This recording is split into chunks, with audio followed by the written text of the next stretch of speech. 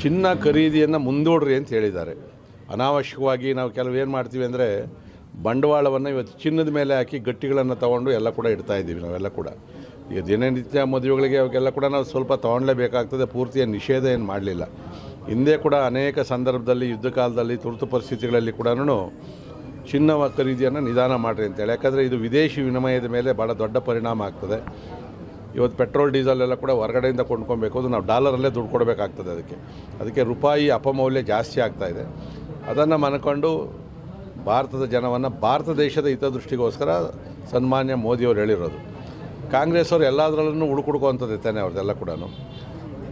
ರಾಹುಲ್ ಗಾಂಧಿ ಅಂಥವ್ರಿಗೆ ಭಾಳ ದೊಡ್ಡ 10-15 PhD ಮಾಡಿರ್ತಕ್ಕಂಥವ್ರು ಮಾತಾಡಿದ ರೀತಿಯಲ್ಲಿ ಮಾತಾಡ್ತಾರೆ. ಇದನ್ನು ಭಾಳ ಜನಸಾಮಾನ್ಯರು ಕೂಡ ಸ್ವಾಗತವನ್ನು ಮಾಡಿದ್ದಾರೆ. ಮತ್ತು ಈಗಾಗಲೇ ಸ್ವತಃ ಮೋದಿಯವರು ಕೂಡ ವೆಹಿಕಲ್ಗಳನ್ನೆಲ್ಲ ಕಡಿಮೆ ಮಾಡಿಕೊಂಡು ಮಿತ ಬಳಕೆಯನ್ನು ಮಾಡ್ತಾಯಿದ್ದಾರೆ. ಇದರಿಂದ ಪರಿಣಾಮ ಆಗೋದು ಬರೀ BJP ಕಾಂಗ್ರೆಸ್ ಅಂತಲ್ಲ, ಇಡೀ ದೇಶಕ್ಕೆ ದೊಡ್ಡ ಕೆಟ್ಟ ಪರಿಣಾಮ ಆಗ್ತದೆ. ಎಲ್ಲವನ್ನು ಮನಗೊಂಡೆ ಪ್ರಧಾನಿ ಹೇಳಬೇಕು ಅಂದರೆ ಅದರಿಂದ ಭಾಳ ದೊಡ್ಡ ಅರ್ಥ ಇರ್ತದೆ. ಸೊ ನಾವು ದೇಶದ ದೃಷ್ಟಿಯಿಂದ ಅದಕ್ಕೆ ನಾವು ಬೆಂಬಲ ಕೊಡಬೇಕು.